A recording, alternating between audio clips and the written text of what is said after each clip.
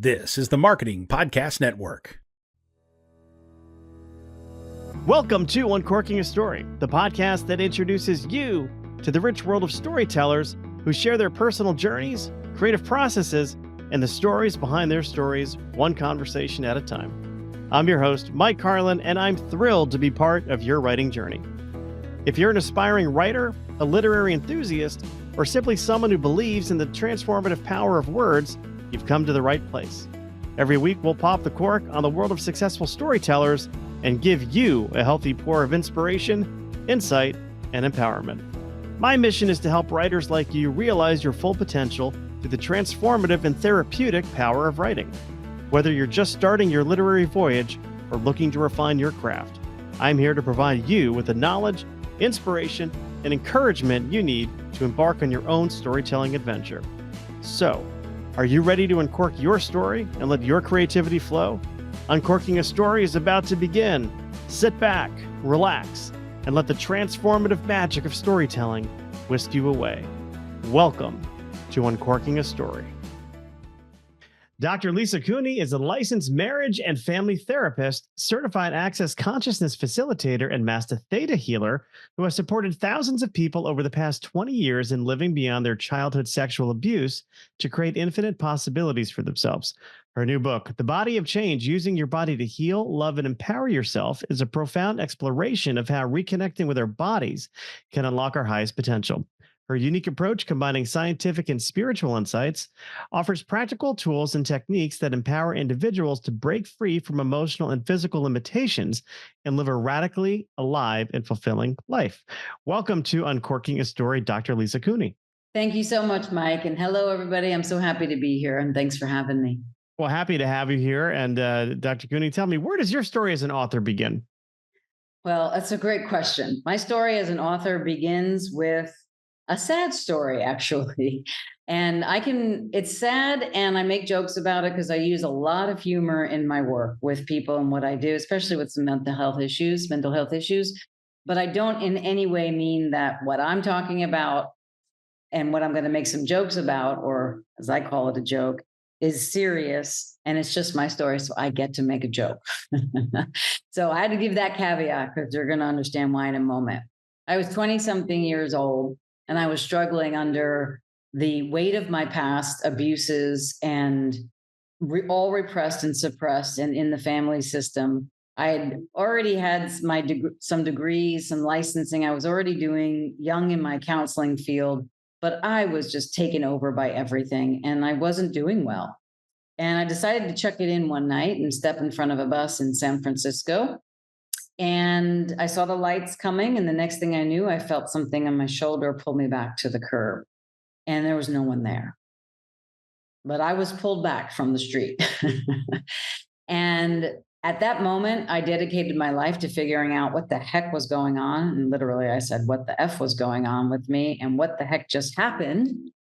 And that took me to the world of spiritual, energetic, Eastern, Western philosophies, healing myself, along with tried and true traditional psychological American doctorate and masters and what all.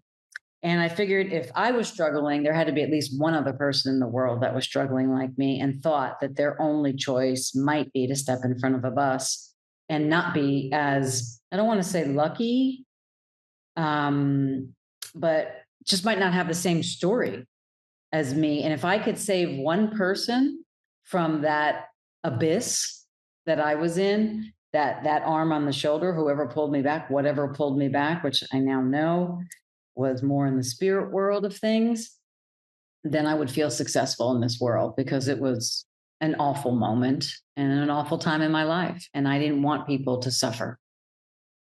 So you were close enough to see the lights coming. I was close enough to see the lights coming and be blinded by the light. Yes, as the song says. There you go with a Springsteen reference. Yes. So, and you mentioned, you didn't see anybody, there was nobody around, and now know what kind of pulled you back. It was for more of the spirit realm. Oftentimes when I've heard stories from, people who've had near-death experiences, who may have gotten hit by that bus, but managed to come back.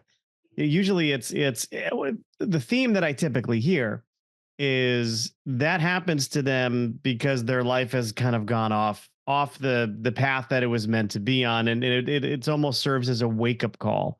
But Absolutely. but you didn't. I mean, you had a wake up call, but kind of in a different way, though. So, how did you piece together what happened? Well, there's very many wake up calls in the midst of that. So one part of the story was I was drinking a little bit too much at that time, honestly. And I'm Irish. There's all been my family system, forever. And, I was like, not really a big deal, but it became quite a big deal. And the progressive nature of the disease hit me very, very young. And it was in this moment that I woke up to that. I can't say that I was 100% sober since that moment till today, but I can say that there are many, many years from then until now. And I finally made my peace with that. So that was one wake up call, but that took the longest, honestly, from that moment. The second was to figure out what was so wrong inside of me that I felt so bad about myself that I wanted to kill myself. And that turned out to be a whole history of sexual, physical, mental, emotional, financial abuse that I had worked on, but I'd never worked on the depth of it. But a lot of those memories came clearly. Any kind of stressful situation, like putting yourself in front of a bus, I actually looked around and made sure there was nobody there on the street. So I knew what I was doing, at least conscious enough of that. But I wanted to get out of the pain so bad that I decided to do it anyway. And then when I ended up on the sidewalk, I was like, I can't even kill myself, right? This is what I was going to say before. So I might actually have something to do here. So I pretty much got down on my knees at that moment and said, okay, I'm dedicating my life to figuring this all out. Show me how. The alcohol was the last thing to go, the depression, the trauma, the anxiety, the abuses, dove right into that everywhere I could find, anyone I can find, but people that had very well-known references and resources that could actually do something with me. Because at that point, I was early in my licensing career, but I was doing pretty well in the mental health world. So I knew I needed somebody smarter than me, older than me, and had been around the block for a long time and could see the mental traps, let's say denial, that would help uncork my story. And I would have to get really honest with myself. And those were all from this moment. So from addiction recovery to trauma and abuse to being honest and truthful, being open and willing, and really realizing that voice inside of me that would tell me to kill myself, to drink, that I'm no good, that I'm unworthy, I'm unlovable, I'm evil even, was not coming from me. And I had to figure out where that was coming from. Dealt with mom and her abuse, dad and his abuse, family, their abuse. I already talked about the generational history of addictions in the family system. So I had to get really clear about that and do a lot of work on generational trauma and family systems therapy. Even throwing myself into the recovery world and going in as an anonymous member when no one knew what I knew, what degrees I had, didn't really matter. I was just part of the club, so to speak.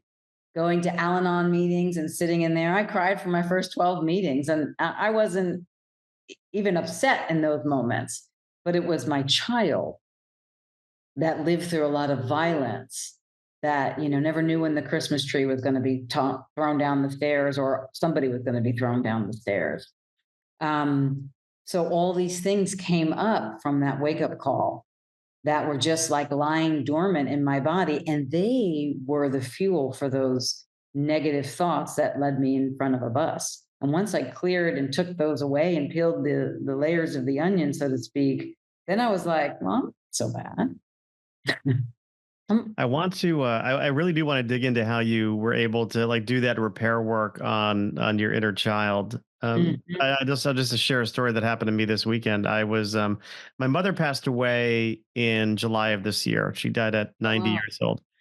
And this weekend, the reason why I was traveling this weekend, I was down in Florida where we held a celebration of her life for all of the people who couldn't come to her funeral, Yeah. which we did up in Connecticut, where the whole family's in Connecticut. My parents were down in Florida, and I was with my dad. We um we just had dinner, and it was a big family dinner at a restaurant. And he was trying to tell me how to go home, how to get to the house that I was renting. And I say, we're going to make a right turn here, Dad. We're not going to make the left that you want to make. He's like, make the left. And I'm like, Dad, GPS is telling me to go left. We're not going. And I had to remind him, I'm like, we're not going to your condo, Yeah. the house the family's renting. And he just looks at me and just unleashes a set of profanity that would make Quentin Tarantino blush. like, Yeah. and he just like that pure anger just came out. Like, and I know he's grieving. We're all grieving. And in that moment, he just let it out on me. But in that very moment, I was 9 years old again, dealing with an angry father. And Mm. it shook me for the rest of the evening.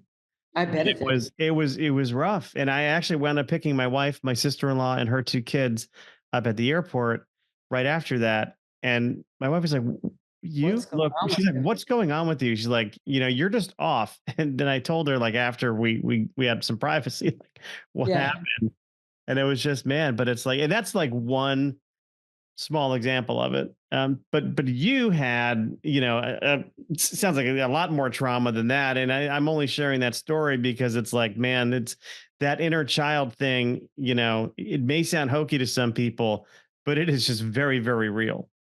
I'm so glad that you brought that up, and thanks for your vulnerability in sharing that. Because what I did, which I didn't know at the bus time because I was 20 something then, is about 10 or 15 years later, I created a model that I've used just for this inner child work because nothing that I was doing or being led in really addressed that. And the model is called ROAR, ROAR. Now you read a little bit about that in my bio, but ROAR stands for you're radically orgasmically alive reality because when you're vomited on like that, you don't have anything fun going on in your world. You kind of look gray, you look off, and you're just not the same person. It takes who you are and it just like splatters it on the wall outside of yourself. So that's technically called a soul law. So, yes, I've had a lot of those experiences, but I'm not alone in that. We all have those experiences when our parents or our boss or a coworker or a partner vomits on us and takes something out on us, but we have a reaction like we're 9 years old again. So, what roar actually is people come with a presenting issue. My mom just died. I'm in the car with my dad. My dad unleashes this horror on me. And I walk them through where they feel it in their body, what their body would say when the present situation occurred. And then I would count them back to the childhood memory that it would remind them of how old they were, what was happening. In your case, it was pretty simple. It was your dad and your dad, right? But sometimes it brings people memories of abuse that they don't remember. When you actually, I'm in the basement, it's dark, I'm scared, there's another person there. And I would just go, is it day or night? Are you alone or someone's with you? They said, someone's with me. Is it a man or a woman? It feels like a man, but not an old man. Okay. Are they 10? Are they 10 to 15, 15 to 20? And then we would find out information. And lo and behold, Mike, from the present situation, tracking them back to the past, they would have the same exact feelings in their body as they did in the present situation as in the past situation. The only difference would be in the past situation, your 9 year old, their 6 year old, their 3 year old made a decision. My I found out that the part of me that stepped in front of a bus and didn't even think I was worth it decided at 3 years of age that I wasn't worth living and that I should be dead. That situation at 22 woke me up to all the times I wanted to be dead, those histories of abuses I've mentioned. And when you have a death wish like that, those are the most dangerous that I've seen. Most people do eventually, what I've seen in 30 years of practice, is not make it and kill themselves with drugs, alcohol, or literally cancel, clear, delete. That's why I developed Roar for myself, because I was the child that decided I wasn't worthy enough, that I should die. And I spent decades trying to kill myself, that I didn't even know I was trying to kill myself because of this example of when I was 3 and someone said, if you don't do this, you should be dead because this is what you're supposed to do. So the subconscious hold those memories from our past, Mike, and they come out in these present moments where somebody died or you step in front of a bus or something like that, and it wakes us up to remember what is repressed. It's not fun. I call it Roar because you need the tenacity and the ferocity of a lion to do this kind of inner child work. And then once we become aware of what the belief is, there's 25 universal beliefs that I've identified. One is I'm evil. One is I'm unlovable. One is I'm unworthy. One is I am ashamed. Not ashamed, ashamed, which means damaged or defective. Evil is one of them. I matter. No is another one. I can go on and on and on. And they're universal. If you don't speak English, they're universal. If you're born and raised in a Latin American country, they have the same 25 as we do. Or in Russia, I've been all over the world and found these 25 similar themes in all languages, all ethnicities, all races, and it defies socioeconomic class or anything, or even language. And then what happens with the Roar technique is in the childhood moment, if you talk the person through it and you reconnect them with themselves in that moment, and that person, that child, talks to the adult or the perpetrator, let's say, in the moment, then you can take the person and their soul out of the scene and do a soul retrieval. And they will never have to feel that way again in that situation. And so I do want to dig more into the soul retrieval, but that's where the healing happens, though, right? So you've got to bring them to that point where they're reliving or re-experiencing what was going on, and you bring them there not out of some kind of evil Sadistic intention. measure, right? You're not a sadist here, but it's really to help them, start the repair process. So I'm curious, about what that repair process looks like. And you said it's a soul retrieval. Yeah. So it's a couple of things. So let's say we're in a basement, I'll just use it, or we're in the kitchen of your childhood home. And I'll use your example of like your father just unleashed on you, but you're 9, right? And you didn't even do what he's unleashed, why he's unleashing. It doesn't make any sense. You're like, file not found, file not found. But you're stuck there. Your body is stuck there. What happens in that moment, let's say you're in the kitchen and your father unleashes on you, is let's say your heart gets hurt, but you don't know it's hurt because it's coming out of your father's voices at you are coming, whatever he's blaming you for is coming out of left field and you're in shock. So you're just standing there, you can't do anything. But the words hit you and it bounces your energy out of you. Sometimes it goes to the floor. Sometimes it goes splashed on the wall behind you. Sometimes it goes to the ceiling. Some people I found in the clouds. And what I mean by found in the clouds is a soul retrieval is a fragment of your soul that when shocked just leaves. So you're driving down the street, a deer crosses the road, you don't want to hit it, or a dog, you slam on the brakes. You miss the dog, you miss the deer, but you're gripping the steering wheel, and then you're driving to work, you're not breathing, and you're still gripping the steering wheel. That's another example of a soul retrieval, because you're still playing the scene from 5 minutes ago that already happened. So a part of you is left at that scene and just need to come back, a simpler example. But with a trauma example, or an emotional or physical violence or abuse like that, or a shock to a child, we're actually very fragile. And so you have to actually get them in that scene. You have to do a little bit more than just you don't want to really recreate the scene and have them go through it themselves. There's a lot more ego strengthening that goes on. I bring in the adult person. So for you, Mike, I would be like, okay, see your adult who's coming here for this session today, pretending like we're having a session. He's with you. He's facing your father in that scene. He's holding your hand together. And there's a process that you have to do to get the person ready for this. Now say what you want to say to your father. Because the child, the inner child, male or female, when they're being abused and they don't want, like being sexually abused, their body wants to move, but they can't move. So you have to make them move in the session. And you have to make them say something. They want to say no, but they can't. So with the adult Mike there and the younger Mike, you can be like, Dad, don't talk to me that way.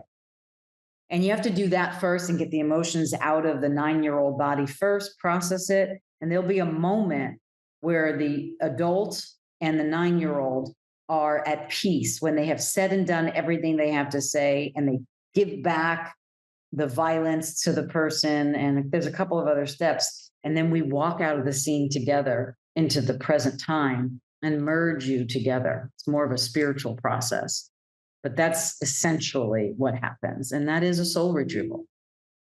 So I'm really curious. You mentioned, going back to when you were 22, you had degrees. You were practicing in, I almost said in the industry, but you're practicing as a therapist, helping to heal other people. But you also mentioned going and doing some Eastern medicine, and I'm curious how you bridged Eastern and Western thought when it came to sort of your journey.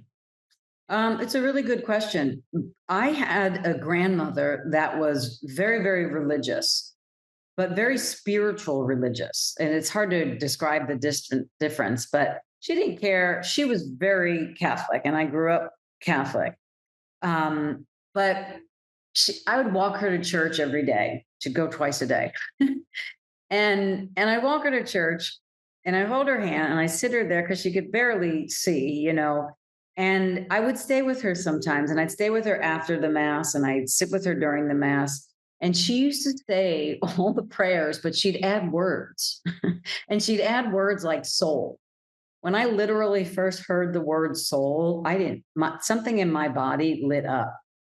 So from a very young age, that idea of searching for what a soul was, soul retrieval, soul print, soul spirit. These are all things that were in my dissertation, have been part of my career for these 30 years. It's because of my grandmother going to church with her.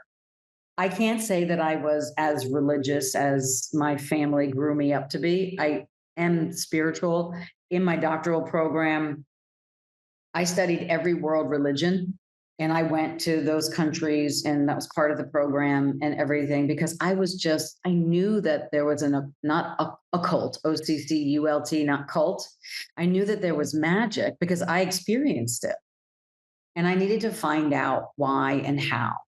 And so I immersed myself in different cultures. I wrote my dissertation in Jerusalem. I studied it based in Judaism, and I never studied Judaism or didn't know anything about that, because I found this word that a rabbi coined termed soul printing. And soul print was described as the contour and character of your soul, unique just to you. And the goal of living in a physical body was to impress your spiritual soul print on the lips of this reality. And that fascinated me. I went to shamanism. I went to hypnotherapy. I studied, like fire walking. I went to hypnotherapy school. I went to the Theta Healing Institute, and I was sick at the time. This is fast forwarding about 8 years later. Once I uncorked my story from that bus trip, then dealing with everything, unearthed, believe it or not, a very debilitating physical illness, and I'd never been sick before. But I cured it energetically and spiritually with a technique that I have a master's degree in, because I stayed at the Institute when I learned this. And I cured a life-threatening disease where the doctors told me I'd have to cut out this, that, and the other organ. And I said, no, I was only 30 at the time.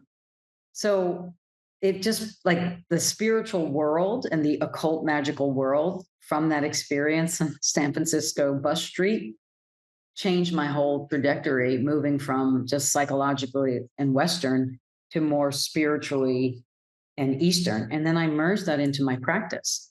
Every person that comes in with anxiety issues, I've been able to help get off of their anxiety medication. I'm not saying I tell them I don't do it without doctor's approval, of course, but I've been able to find the roots of things that through the spiritual Eastern philosophies versus traditional Western psychologies.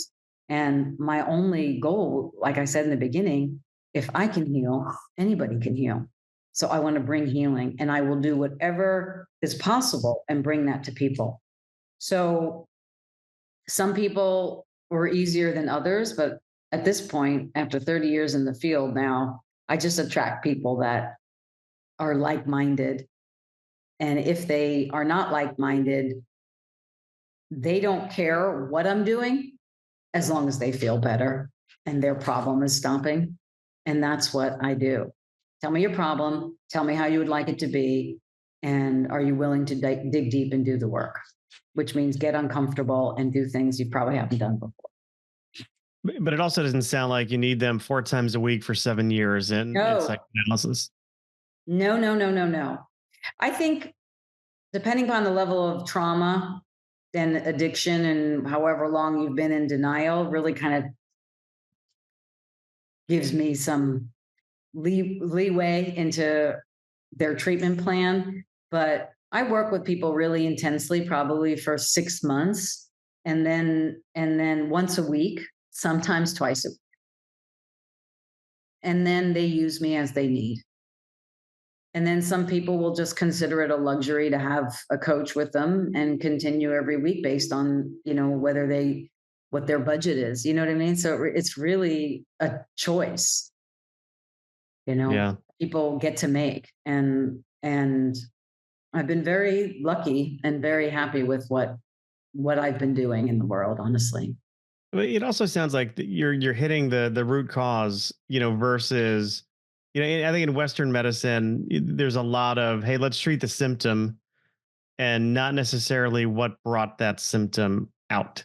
Exactly. But you're cutting out that middleman right there. You're going right to the source. I had to because I treat my clients as if they were me. Honestly, I don't want to go to a doctor. I don't want to go to anybody if you're not going to help me solve the problem. And I'm not going to better my life. You're not going to get my money. And I don't want to take your money. Do you know what I mean? So I remember, and I have a horror story from my younger 20s where I saved up a significant amount of money and I went to a therapist who was Eastern and Western and apparently the best. But I went there and I walked out feeling worse than I'd ever felt. And I was like, I need not to ever become that. And I don't think that person actually chose to become that. I think they got sick, honestly, and couldn't find or didn't know that they were sick enough that they needed some really serious help. And I never wanted to become that practitioner that somebody would leave my office and say, oh, that person's really not good. And I'm never going back. Because I know what it takes to be courageous enough to ask for help. So I will help. And the energy work with the tried and true psychological things that work out really well. And people get well faster and they get on with their life quicker. And that's what I want you to do, is get on with your life. If you want to stay and us do stuff, as long as we're continuing to do stuff that makes your life better, I'm all for it. But we're not going to get dependent on each other and codependent on each other. We're sticking to, not lateral moves, but transcendent moves. Yeah. Staying in the appropriate swim lane, so to speak. Yeah, exactly. So I have two big questions for you, Mhm. which is what saved you, right? What pulled you away, and why? Hmm. Dr. Judy Primavera, Fairfield University, Connecticut, my senior year, 1991. I got her for one semester before I graduated. She came in as a psychology something or other, and I was leaving, I was graduating. But there was this family violence class, and I wanted to take it because my family was violent. And I grew up in a violent New York family. I really did. They will be the first to admit it. I've written books about it. My mom says, "Ooh, I'm glad you wrote all that out. I'm happy for you, but I sound like a crazy person." Well, you were crazy. Well, you know what? I was crazy. You're right. But anyway, side talk. So Dr. Judy Primavera pulled me over after class, and as a good traumatized girl, I thought I was in trouble. And I was scared. I started crying because I never wanted to get, picked out apart or whatever, which I was all the time at home. And long story short, she just touched my arm in the most loving way. And she said, "Lisa, are you okay?" And that's how I start my first book that I ever wrote called Radically Alive Beyond Abuse, because that changed me. It was the first moment in my 21 years of age at that time that anybody ever asked me, used my name, touched my body, and asked me if I was okay. And that changed my world. That lady came to my softball stuff at my last semester in college. I was playing intramural or on the team. I can't even remember. And she made such a big impact on my life, just reaching out and caring. And she never had to. She wasn't forced to. She just had heart. And that's what I've been doing, reaching my hand out to people for now almost 30 years. And I honestly don't get tired of it. I get tired of people not reaching their hand. But I don't get tired of the work that I get to do when someone says, "Hey, I'm choosing you and I really need help."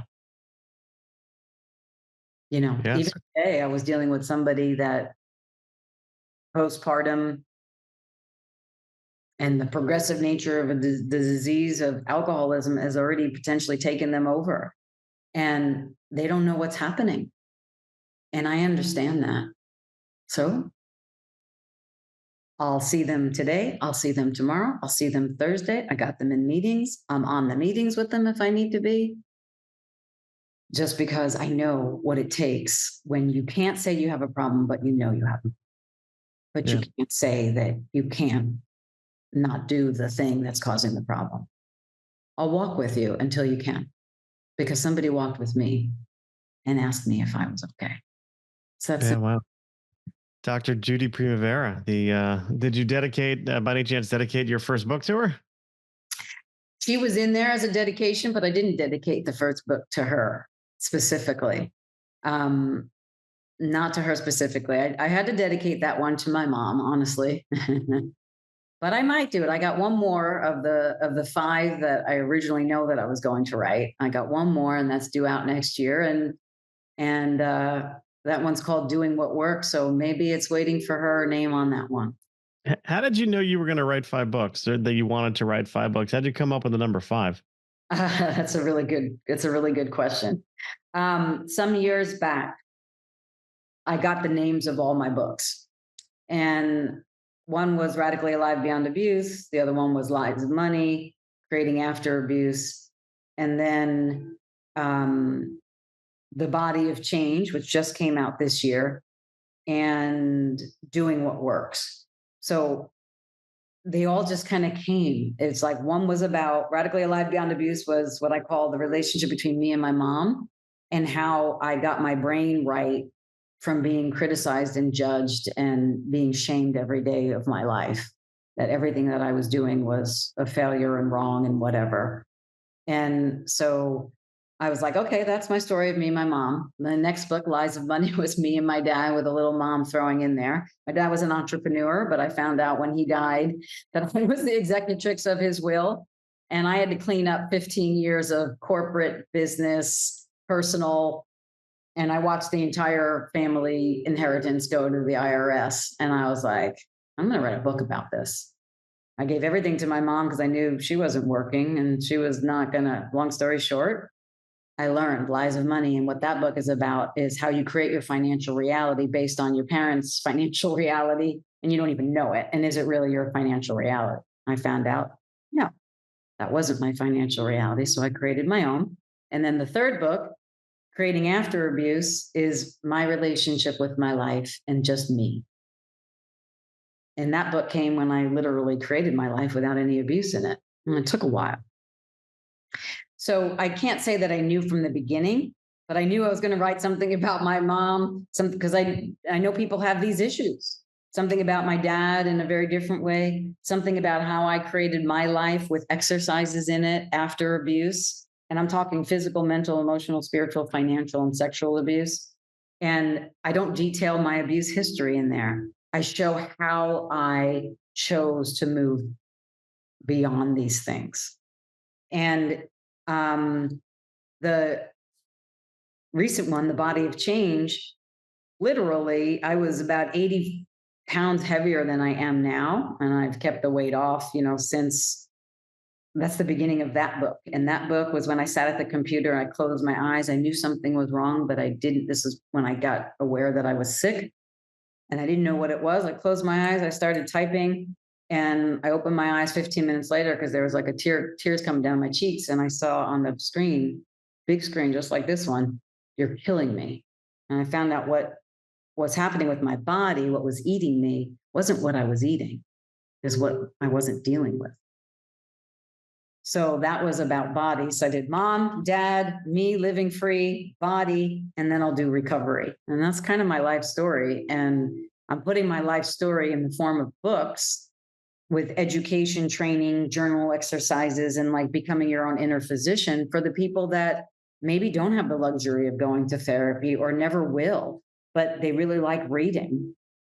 And so I make my books real life story, educational, and anybody can benefit. And they're in 14 different languages. So I still get messages almost every single day in a language I don't understand, that I have, thank God for Google Translate. But I know the messages from the language that comes across from people. Because before COVID, I was in those countries. And then when COVID happened, I was behind the screen here, not in the countries. And so I still wanted to reach them. So I do them in 14 different languages of all the countries I have clients in, and give them that, whether, because I can fly now, but my body doesn't really want to as much anymore. At 55 now, I'm just like, it's kind of nice to be home. You can come visit me. I got a beautiful sanctuary, and we can do work together. In terms of your writing process, I'm curious because I know it sounds like you do have a deep spirituality. Did these books come to you? I mean, did you channel these books, or how did you? Yeah, I'm curious to know more. I close my eyes and I write for 20 minutes to 40 minutes at a time. And then when I got nothing else, I leave it. And I don't come back until the energy says come back. And what do I mean by the energy? It's just like, it just comes. I close my eyes and I start typing. And it's weird. I get the dedication first. I get the titles, the dedication, the chapters, and then I get the content. That's how it's always happened for me. And I would just write down ideas as chapters, ideas and the theme of what I would like to talk about in each chapter. And I'd let it sit and percolate. I'm a big percolator. Big, like, leave it on my altar kind of thing. Big, leave it on my desk and say, is it time? Is it time? Let me know when it's time. And then I'll always get a hit on when it's time. And literally, I thought I would never write a book because that seems like ridiculous and not linear, and it could take forever. But the reality is, some days it would not take 20 to 45 minutes. Some days I would sit there and I'd have a couple hours and I would write, a couple of chapters. And I didn't even know they were chapters because I'd be so in the zone of it. And sometimes I would just get a hit and I couldn't elaborate on the theme because I was actually kind of working it out in my life right then and there, but I would get it down on paper so that when I was on the other side of it, I would remember how shitty it felt over here. So I am not a linear thinker. Like it took me forever to learn Excel and I still hate it. Um, some people are really, really good with that, but I'm not linear. But I love looking at it for the numbers because numbers don't lie. And they have, Excel has those formulas and things like that. So I just have somebody else prepare my Excels and I just look at the numbers. um, but book is different. Like it comes from me. It's, but it comes through me. I really, why was I born into this life to experience? I say, I took one of all the abuses for the team. When I say physical, mental, emotional, spiritual, financial, I'm not kidding. There was abuses with priests and nuns. There was my family system. There was drugs and alcohol. There was sexual abuse. There was, different businesses and stuff that were just horrible. Why did I take one for the team? Because I'm never doing it again. And I think it was to write these books to make the difference that I'm making, to have the people who are interested in working with me come to me. And I really think that someone else in the spiritual realm had a plan for me. And I don't want to ever have to go through what I went through again. So I'm going to get it in this lifetime, whatever that means. And that's just what guided me, because I never want to get to that bus place again. My life is too good. And I've got a lot of precious cargo around me now. Kids, family, the in-laws, the whole thing. Life is good. Got my bracelets on, took my daughter to Taylor Swift this weekend in Indiana. I saw her in Mexico City last year. I mean, that's just lucky, right? I'm seeing Pink this Wednesday. I'm doing all the fun things that with my family that I never could do in a crazy cycle like I grew up in. And it's too risky to let that go now. Life is too good. Life is too good. And because life is so good, we can go back to when you were 22. What pulled you away from the bus? The truth. I was on the wrong path. I was drinking too much. I didn't even know that when I had 4 martinis, that there's like 2 shots of vodka in every martini. That's 2, 4, 6, 8. That's 8 shots of vodka. I mean, and I'm only 5'4", and maybe at that time I was, 140 pounds, who knows? But that's a lot of alcohol. And I had that desire every day. And I was going down a path where I was more isolated. I was more alone. My friendships, my relationships weren't doing well. Sure, I could do counseling. I could help anything during the day. But by the nighttime, when I started to get anxious and itchy. And I knew that wasn't my destiny, to just drown myself in a bottle or kill myself because of my past. So I faced it, and I faced many a night in the fetal position on the floor by my bathtub on a rug. Not pretty, but I did it. And now I know how to deal with it. And now I know how to help people who are dealing with it, like the client I talked about today. I'm looking over your right shoulder and I see looks like a lounge chair, but there's a table behind it. What's on the table behind it? The Body of Change, the book, Our Lady of Guadalupe, and I forget those flowers, but they're flowers. I'm looking at it. Is there an angel on the other table? Oh yeah, there's an angel, Metatron, and 2 sculptures. Yeah. I can't see my own screen, so sorry. I'm curious about the angel. Yeah. You mentioned Metatron? Metatron. I've got a very strong connection to angels, and angels definitely walk with me. Do I think it was an angel that pulled me? For sure. Guardian angel. Do I know that other energies like that are very much present in my life on a daily basis? Yeah. When I'm driving, if I don't see a car in the rear view mirror or something, I'm always getting an awareness somehow. I've always been guided. That moment at 20 something reminded me of what I knew as a kid with my grandma, that I was always guided somewhere. Yeah. And I didn't need to see, I was never taught like there's someone in a chair that's going to send lightning bolts down to you. And I wasn't taught that kind of stuff. maybe in grammar school, but I don't even remember it now. you know, because I did do, Catholic schools and Jesuit college, but for me, it was always the spiritual. There was always something there. Like when you turn your head and you're like, what was there? I thought I just saw something. Something actually is there. And it's not always scary. So I just kind of learned to lean in and talk to those things. And I've had very existential experiences and spiritual experiences when I was 7, where, I knew that I was different. I thought I should go to put in, the hospital or something, but it actually turned out to be a gift. And I use that. I don't know where a lot of the information comes from that I get when I'm with my clients, but I know that it just comes in. And I use that to my advantage. And I've learned to harness that in my work. And I think that's what has always been with me. And that's why I never did die when I could have, because that wasn't the only time. When you're abusing things like drugs or alcohol or whatever else, sex, you can be in very dangerous situations. Sure. But it sounds like the contract you made, your soul contract, if you will, required you to be here now to do this work.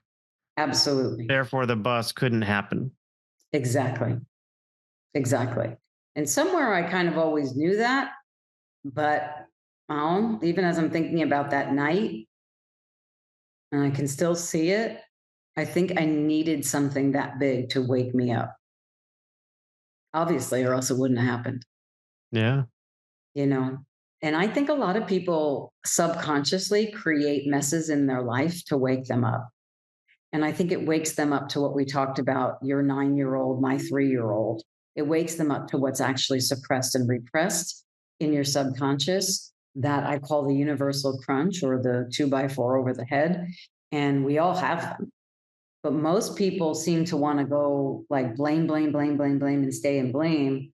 And I just knew that the blame was just not taking responsibility or accountability. So I created it. It's my life. Why did I create this?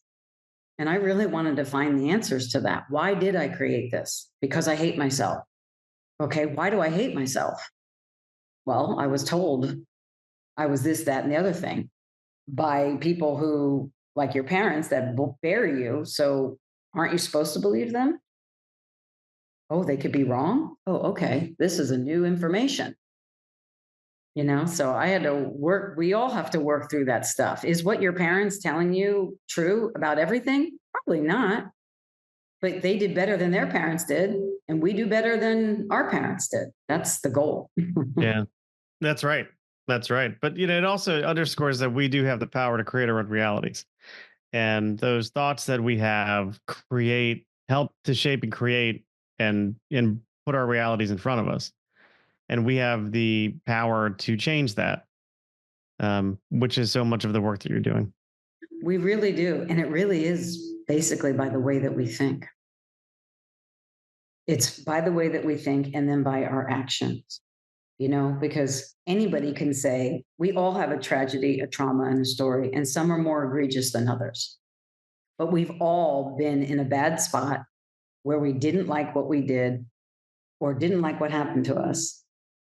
But we still have the choice to choose how we go forward that next moment. Yeah. And that is so true, and also so difficult when you feel raped or violated or, divorced or cheated on or bankrupt or lied to. You get to go through all those emotions, but eventually you're going to have to take responsibility for something that is yours to take responsibility for. I know I was blind to some things, and I know that got me in very precarious situations, and I would never get into those situations ever again. And then trying to communicate that to my children, oh my God, how? Because they're going to make their own mistakes, and you can't prevent them. Sure. You can try, but it ain't going to teach them anything. I know we've talked about some heavy topics on the show, so I do want to lighten things up a bit. I saw a four-legged friend of yours walking around. What is that dog's name? Oh, that's Bella. Bella is my French bulldog. She's 5 years old. And she really has been since COVID, almost since I got her right before COVID, or I guess when COVID started. And she's been in every podcast session. She's my co-facilitator. It's like, oh, we're doing this again. Sometimes my clients will hear her snore and they start laughing because they're like, oh, am I boring you, Bella?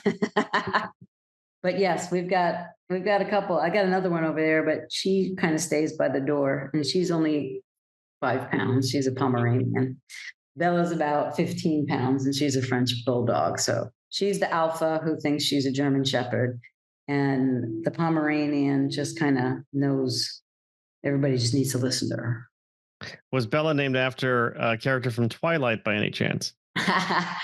No, Bella was named after my niece, so to speak, when I took care of them when my cousin had breast cancer. And the reality was Bella had a nightmare one night and she came screaming out into the hallway.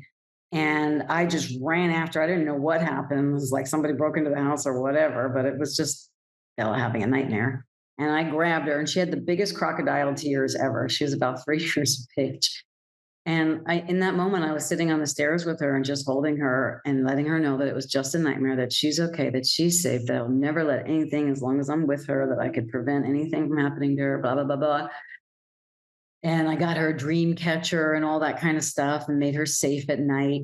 And I was like, there's nothing more important in the world than creating safety for another being who feels completely unsafe.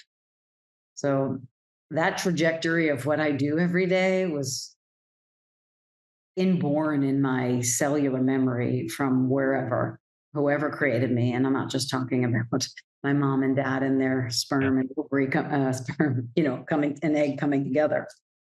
Right. So it was in my bones. Honestly, Mike, I don't know what I would do in this world if I wasn't doing what I would do, because I like doing a lot of things. I'm a seeker.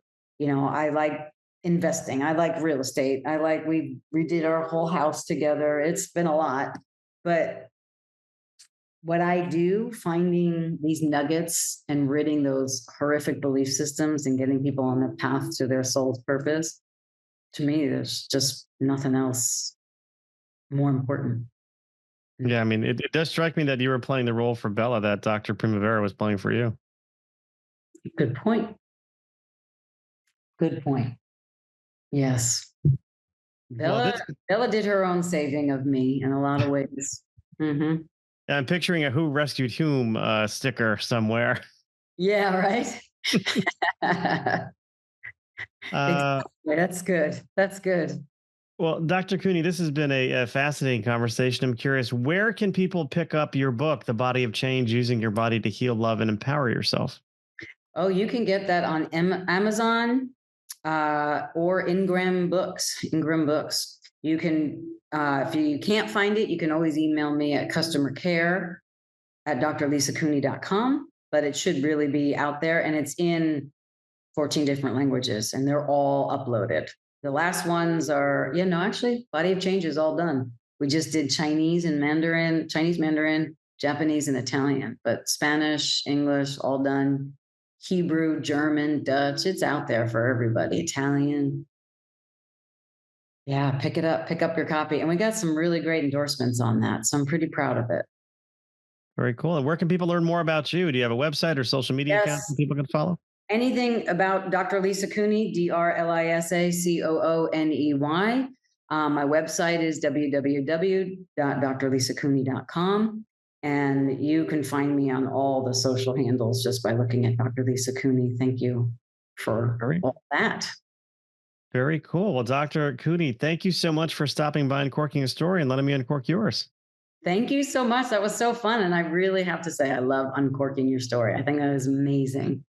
Thanks for that thing about Bella and Dr. Judy Primavera. I'm going to have to find her I'm going to have to find her now that you made it. You put it in my forefront of my thought now. Well, I hope that you do. All right. Thank you, Mike, so much. And thank you, everyone, for listening. I hope this was a benefit for you.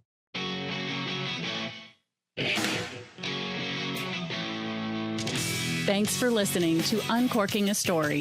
If you'd like more information about today's guest or to find out more about Mike, go to uncorkingastory.com. If you enjoyed the show, please subscribe, rate, and review us at Apple Podcasts, Spotify, or wherever you get your podcasts. Tune in every week to hear Mike Carlon uncork a new story.